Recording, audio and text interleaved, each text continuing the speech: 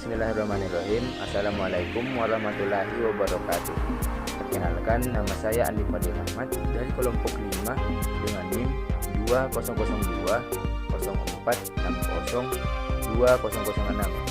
Kali ini saya akan menjelaskan mengenai bahaya bakteri dan virus dalam kesehatan kerja. Materi yang pertama yaitu bahaya bakteri dalam kesehatan kerja.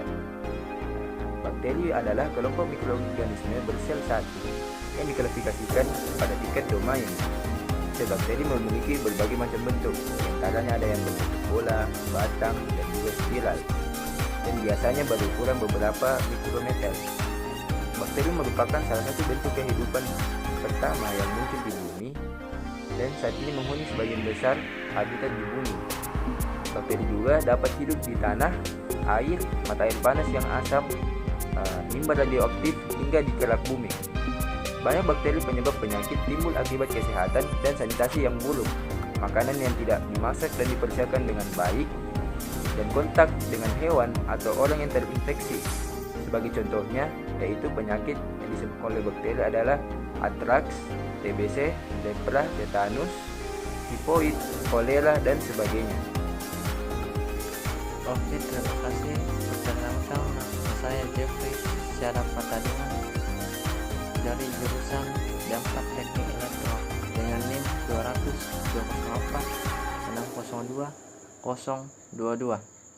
Pada kesempatan ini saya akan menjelaskan tentang bahaya fungi dalam kesehatan kerja. Salah satu penyakit akibat fungi yang dapat mengganggu kesehatan kerja yaitu hiperplasmosis.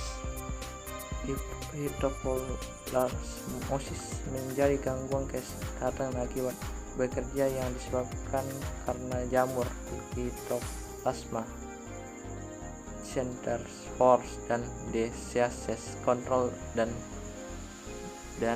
prevention atau CDC menuliskan jamur jenis ini banyak ditemukan di tanah yang mengandung banyak kotoran burung dan kelelawar. Seseorang bisa terinfeksi dengan menghirup spora jamur dari udara. Meski tidak menimbulkan sakit secara signifikan, mereka yang terinfeksi akan mengalami demam, batuk, dan merasa kelelahan. Infeksi hiperplasmosis bisa sembuh tanpa bantuan medis, tetapi untuk orang-orang dengan imunitas yang lemah, infeksi ini bisa memicu komplikasi yang cukup buruk. Dan selanjutnya saya akan menjelaskan bahaya parasit dalam kesehatan kerja. Parasit adalah mikroorganisme yang hidup dan menggantung hidup dari organisme lain. Sebagai parasit tidak berbahaya, sedangkan sebagian lainnya dapat hidup dan berkembang di dalam tubuh manusia, kemudian menyebabkan infeksi. Infeksi parasit kadang dapat sembuh dan dengan sendirinya. Walaupun demikian, seseorang yang mengalami gejala infeksi parasit disarankan untuk membersihkan diri dan memeriksakan diri ke dokter. Hal ini bertujuan untuk mencegah penularan infeksi ke orang lain. Salah satu penyakit yang berbahaya dalam bekerja akibat parasit adalah toxoplasmosis. Penyakit ini terjadi karena parasit Toxoplasma gordi yang mengontaminasi daging dan yang dimasak setengah matang atau melalui kotoran dari kucing. Toxoplasmosis dapat menyebabkan gejala yang mirip dengan flu pada beberapa orang, tetapi sebagian besar pengidap justru tidak mengalami adanya gejala. Sayangnya, penularan pada orang yang dengan imunitas yang lemah bisa mendatangkan komplikasi yang sangat serius. Sekian dari saya, terima kasih. Assalamualaikum warahmatullahi wabarakatuh. Perkenalkan, nama saya Vidya Novel Brianti dengan nomor NIM 2002046002036. Saya akan menjelaskan bahaya bahan kimia, serta pencegahan dan bahan pelindung. Jenis bahan yang tergolong dalam kelompok bahaya kimiawi adalah segala situasi atau aktivitas yang berasal dari bahan-bahan yang dihasilkan selama proses produksi. Bahan tersebut terhambur ke lingkungan sekitar akibat cara kerja yang salah. Adapun kerusakan maupun kebocoran instalasi maupun peralatan yang dipakai dalam proses kerja, dampak lingkungan yang tercemar itu pun dapat menimbulkan gangguan lokal maupun sistematik. Beberapa contoh dampak akibat bahan kimiawi antara lain: pertama, keracunan bahan kimia yang bersifat beracun alias toksik.